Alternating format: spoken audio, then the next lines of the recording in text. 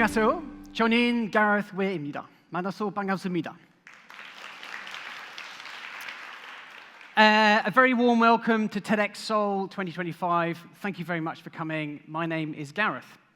I want to start with a very simple challenge. I want to think about the phone that you have, no doubt in your pocket or on the table. Where did the phone come from? The phone probably has in it cobalt that comes all the way from the Democratic Republic of Congo. It may have a semiconductor that's made in Taiwan, the screen manufactured here in Korea. It may have been assembled in China, designed in California, shipped here to you for you to use, me to use today. That phone is part of a global value chain of finance, of labor, of politics, of inequality. You may not choose to be part of that, but by owning the phone, you are part of that value chain. Sometimes the air we breathe is polluted from a different part of the country. A virus that starts in one part of the world can cause a global pandemic across the entire world. A cyber attack from one country can close a hospital in another country. A social media post from one person can change markets around the world in seconds. A drought in some part of the world will make people move, migrate to another part of the world. A government trade policy may change and increase the cost of goods in your local supermarket. A greenhouse gas emission anywhere is a greenhouse gas emission everywhere. We are connected by what we consume, how we live, and the systems we operate within. For me, the idea of isolationism is an illusion. So this theme of crossover today, for me, does not look at the question of if we are connected, but rather what kind of leader, what kind of neighbor, what kind of citizen do we need to be in this interconnected world? But why is that important? Why should we care? I offer two reasons, which I hope are convincing. One, if you accept the fact that we are interconnected, then I think the challenges that we all face in the world today are shared challenges. Climate change is not interested in your job title. Misinformation does not look at your credentials. Poverty, inequality, polarization, these are challenges in many societies. They're not confined to a particular country or people. And the solutions will not be solved by one particular group of people. They are shared challenges, is the first point. And the second point is, if you imagine life is like a big football match, I think too often people assume they're in the stands watching the game. They assume that they're offering commentary and social media likes on what is happening in the world. But actually, I don't think there are boundaries anymore. There are no sidelines. We're all part of this game. What you say, what you do, what you choose not to do, moves the ball in this match. Inaction is of itself an action. So again, the second question for me is not if we choose to play, but how we choose to play. So if we accept that we are connected in this world, we accept that the challenges we look at around us are shared challenges, and we accept that we, as humans, are part of both the problem and the solution, what should we do about this? This is something I reflect on a lot over my time, my career. And I want to share with you 3 tips that I've learned from the world of diplomacy, from working with some excellent diplomats. And diplomats see their role as seeing beyond boundaries, of removing bricks, brick by brick, between people, between ideas, between cultures. And I've seen the very best diplomats demonstrate 3 things that I want to share with you today. I'm calling them Diplo tips, tips from diplomacy. So 3 Diplo tips, which I hope are relevant for all of you here today. The first one, here we go. So Diplo tip 1, listen loudly. Listen loudly. The picture behind me is from when I was at school in West Africa, age 5. Your prizes is just which one's me. But I didn't know it at the time, but I was surrounded by difference. People with different color skin, different languages, different foods, different ways of working, different ways of being. And to understand difference, I learned you need to be curious. to be curious. My mum tells me you have 2 ears and 1 mouth, and we should use them in that proportion. One of the best examples of this for me personally was in Nepal, where we were posted from 2015 to 2018, a country of majestic charm and beauty. We were there after the earthquake, and the UK government was looking to work with Nepalese people and government on how best we could support them. And we were having difficulties agreeing what projects and programs. Tension was building. Rather than organize another negotiation, I phoned my counterpart up. I said to him, "Could I come and do a day's work shadowing with you?" Now, this is a concept that's quite familiar back in the UK. We go and spend a day literally shadowing someone doing their job to learn more about them and the work. It's obviously a very different concept in Nepal, but I think out of intrigue, he accepted. So I found myself there one day, and I worked alongside my main stakeholder in the meetings he had, of course, meet his team, looked at what he did, ate lunch together, and at the end of the day, I learned not just more about him, but much more about how they worked. And in turn, the UK was better able to support Nepal. And I share this very simple example with you because diplomacy, like life, listening is active. Listening is strategic. Listening can be radical. In a world that is shaped by nuance and hidden assumptions, I've seen the world's best diplomats not just listen to what people say, but think about who's saying it. They think about who is not in the room that should be in the room. What are some of the factors influencing this discussion? They use relentless curiosity to try and get under the skin, to turn a negotiation into relationship building, to find common ground. Curiosity for me is like a muscle. The more you use it, the more it shapes how you see the world and how the world sees you. You don't need lots of academic degrees to be good at curiosity. It's about looking at the familiar with fresh questions and having a genuine interest in the people and world around us. So, Diplo tip 1, listen loudly, be curious. Maybe the next time you feel that spark of frustration, of anger, of judgment, why would they do that? I can't believe she said that. Take a breath. Pause. Maybe ask yourself, what am I missing? What do I not understand? Because at the heart of many of the issues today, for me, is fear and misunderstanding of that which is different. Different worldviews, different religion, different politics, different sexuality. So how is it that we, individually and collectively, can build more curiosity? Listening is not nice to do, it's essential in the world we live today. Diplo tip 2, connect with empathy. I've had the extreme pleasure of being the UK's Deputy Ambassador here in Korea for the last 3 years, and it's been a fantastic 3 years, both professionally and personally. I've got to explore many parts of the country, meet many different people, including being a very amateur hanbok model with the family there. I've got to see and learn more about this country and the dynamism, the ambition, the pride that makes this country so very special. Let's not forget that 75 years ago this week, the Korean War started, and nations like the UK sent their soldiers to Korea, to a country they didn't know, to people they'd never met, to fight for their sovereignty and their freedom. A country that was destitute poor in 1950. In 2025, Korea is part of an elite 50-30 club. Population of at least 50 million and GDP per capita of at least $30,000. Many countries have one, few have both. It genuinely is a miracle on the Han River. And the UK's deep and enduring relationship, despite being thousands of miles apart and having different culture and languages, I've seen flourish in recent times. We have more people connected to each other between the UK and Korea. We have a broader partnership that covers defense and digital and startups and science and food and football. We have Koreans in London watching their national hero, Sonny, play for Tottenham every week whilst eating fish and chips and drinking some fine beers and whiskey.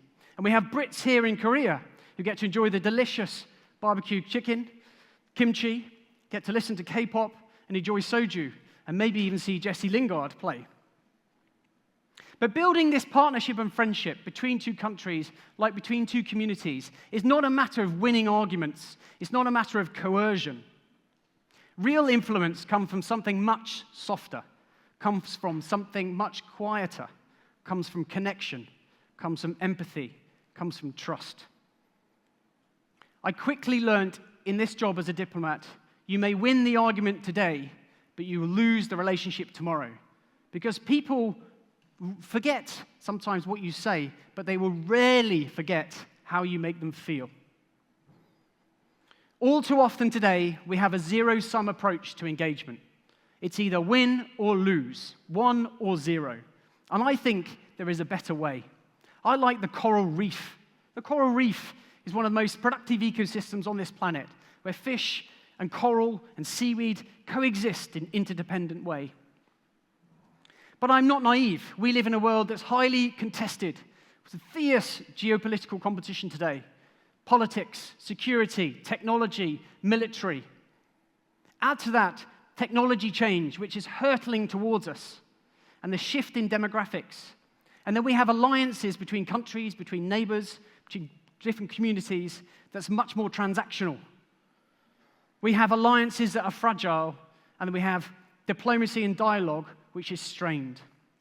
But it's precisely in this context, the world we live in now, that I think connection becomes even more important. Because when diplomacy ends between countries or between groups of people, we no longer listen to each other. We no longer empathize. We no longer imagine a shared future together. All that we have left is hard power and competition. When diplomacy works, it turns us versus them into just us. So, Diplo tip 2 then. How do we make more people, more of our society, think and act like the coral reef? How do we shift mindsets from win-lose to building alignment? From this is what I want to what is it you care about? This is what I care about. How do we find the areas, the Venn diagram of shared interests from where real change happens? So Diplo tip 2, challenge to us all. How do we connect with empathy? Keeping in mind, people will remember how you make them feel. Diplo tip 3 then, the last one. Clarity in a noisy world. I studied philosophy at university, which I absolutely loved. And I remember my first lecture, where the professor did not talk about the course or expectations. They started by challenging the very core of what I knew. They started with Plato's allegory of the cave, which is presented here behind me. Plato asked us to imagine a cave, and in this cave there is a wall, and in front of the wall you can see there are people chained up looking at shadows on the other side of the cave. These shadows are created by a fire they can't see and don't know about, by people they've never met. And Plato's provocation, challenge, is what if everything we've ever known is like the shadows on the inside of a cave? In studying philosophy, we got to look at questions like that. Questions like, is there a mind? Or do we know God exists? Or what is right? And these were not to get to any answers. I didn't get to any answers. But what I learned through doing philosophy was to ask better questions, was to challenge assumptions, was to hold in tension different views, and ultimately to sit with uncertainty.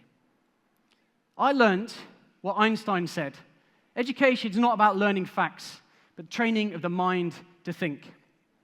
And in today's world, this is what we're severely lacking, in my view. Ambiguity is easy. In a world that's driven by AI-curated feeds, echo chambers, fake news, truth is slippery. Truth is optional, even. And it's one of the reasons I like the civil service in the UK. When we join the civil service as a diplomat, we sign up to a set of values: integrity, honesty, objectivity, impartiality. The elected ministers want us to put aside, to challenge ourselves on what our own biases and the cultural biases in where we're based, and give them the truth, give them our best advice. They want us to speak truth to power, and that takes courage. It's much easier to tell people what they want to hear. This plays out in a very famous experiment by the psychologist Solomon Asch. He pulls together a panel of people, 3 actors and 1 innocent participant. And he asked the panel a very simple question. Looking at the lines, A, B, and C, which one is the same length as the other line, the sample line? He tells the actors to give the incorrect answer. So, for example, A. And then 75% of the time, the innocent participant conformed, gave the incorrect answer, would rather say A than look at the evidence and give C, which is the correct answer. Deep insight into human psychology and the desire to belong and fit in. But if you think about it, the insight is quite profound in the organizations we work for. What if this is happening all the time in our organizations, in our politics, in our business? It's quite profound implications. So Diplo tip 3 then is, how do we seek clarity in a noisy world? And I want to share with you 4 lessons I've learned, which I hope will help you. Lesson 1, beware of anyone selling simple certainty. For me, life is complex, it's gray, it's nuanced. The very best leaders I've seen and worked with have conviction about their ideas, but they also have doubts. They also have the courage to change their view when they learn something new. Tip 2, challenge your bubbles. All of us like to be surrounded by people that look like us, talk like us, think like us, reconfirm what we know, and read information which confirms what we think. Challenge your bubble. How do we get more diverse views and perspectives? Do you know people that look at the same issue in a very different way? Can you use that to explore why? Tip 3, anchor to principles, not popularity. We know social pressure is a very real thing. But I think wisdom knows when to blend in and when to speak up. And 2 thoughts I have to help me do this is, maybe when you have time, write down 3 values, 3 principles that are the core of who you are.